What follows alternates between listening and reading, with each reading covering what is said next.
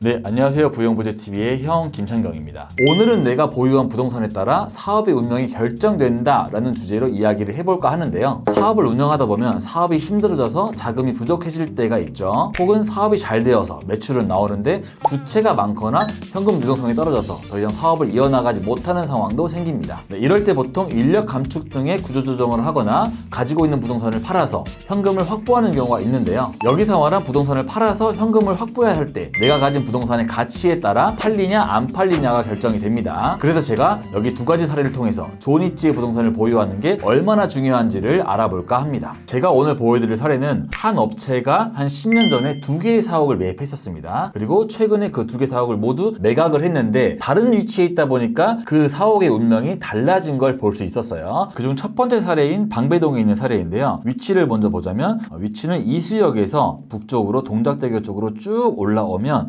이쪽으로 동작역과 구반포역이 있습니다. 거길 가기 전에 이 대로변 코너에 있는 이 건물이 거래가 됐습니다. 개요 한번 보실게요. 네, 본 건물은 160억에 거래가 됐고요. 계약일은 6월 9일, 잔금일은 7월 31일 날 치렀습니다. 대지 면적은 143평, 연면적은 801평의 건물이고 지하 2층, 지상 8층, 2003년도에 준공된 건물입니다. 정확히 한 7년 전쯤으로 돌아가서 2018년도에 이 건물은 142억에 매입을 하고 7년 만에 160억에 팔아서 한 18억가량의 차익을 남긴 거죠. 나름대로 일반인이 생각을 했을 때 7년, 8년 동안 보유하고 18억 정도 벌면 괜찮은 거 아닌가 라고 생각을 할 수 있는데, 물론 이게 실패했다는 건 아니긴 하지만 생각보다 빌딩 투자를 해서 재미를 많이 본 케이스는 아니다라고 생각을 해요. 네, 그래서 위치를 다시 한번 보자면 이쪽 방배동 예전에 유명했던 카페거리 이쪽 서쪽에 있는 건데 대로변에 위치해 있긴 하지만 이 대로가 생각보다 좀 휑하고 차만 다니는 그런 지역이어서 사람이 많이 다니는 그런 동네는 아니었었어요. 물론 주위에 신축 아파트라든지 좀 아파트 단지가 있긴 하지만 그래도 엄청나게 그런 상하리 상권은 아니었던 그런 곳이었습니다. 그래서 이 건물을 매각한 업체는 매각을 하면서 리스백 조건을 뒀는데요. 보증금 6억 5천에 월 임대료 5,600이라는 조건을 제시를 하면서 매각 금액 대비 수익률은 4.38%가 나왔던 거죠. 그래서 제가 생각했을 때 나름대로 이걸 매입한 입장에서는 매입을 하고 수익률이 4.3%가 나오다 보니까 나름 나쁘지 않은 수익률이어서 굉장히 좀 괜찮은 투자였다라고 생각을 합니다. 그래서 매입하는 측이 잘 매입했다라는 거는 매각한 측이 비교적 싸게 팔았다는 거잖아요. 그래서 이렇게 사업을 지속하기 위해서 파는 건물들은 매각이라는 큰 결단을 이미 한번 내렸기 때문에 가격 한 푼 한 푼에 크게 얽매여 있지 않아요. 그래서 비교적 저렴하게 거래가 됐다라고 생각을 하시면 될 것 같아요. 이 건물이 이제 같은 시기에 매입했던 첫 번째 건물이고, 두 번째 건물은 같은 시기에 비슷한 금액에 매입을 했는데 이것보다 훨씬 좋은 금액에 매각을 했습니다. 그 건물 한번 보시죠.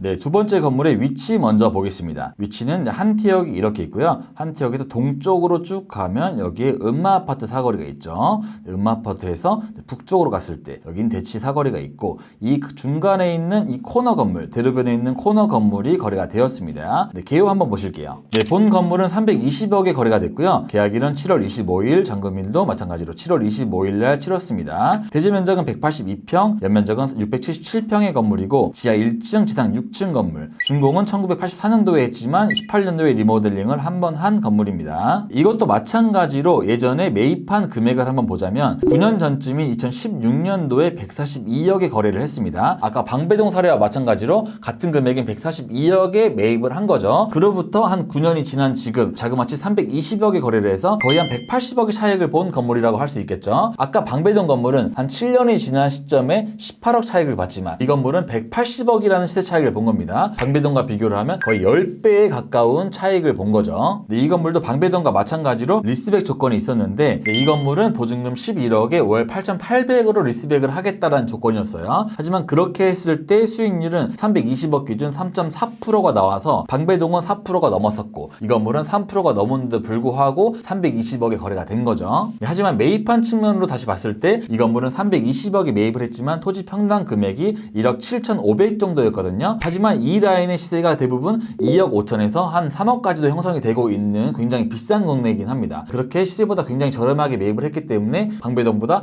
훨씬 더 잘 샀다라고 볼 수 있을 케이스인데요. 즉 매도자는 시세보다 굉장히 저렴하게 매각을 했지만 사업적인 그런 상황에 의해서 싸게 팔 수밖에 없었다라고 보여지는 거죠. 네, 이렇게 이제 방배동과 대치동을 비교를 하면은 방배동도 굳이 나쁜 상권이라고 볼 수는 없어요. 하지만 대치동 이 건물 자체가 굉장히 좋은 위치에 있었기 때문에 비록 시세보다 훨씬 싸게 팔긴 했지만 그래도 9년 만에 180억의 차익을 볼 수 있었다라고 생각을 합니다. 이렇듯이 어느 위치의 사옥을 내가 매입하냐에 따라서 내 사업의 미래 방향성이 달라질 수 있다는 걸 좀 보여줄 수 있는 사례여서 제가 가지고 와봤습니다.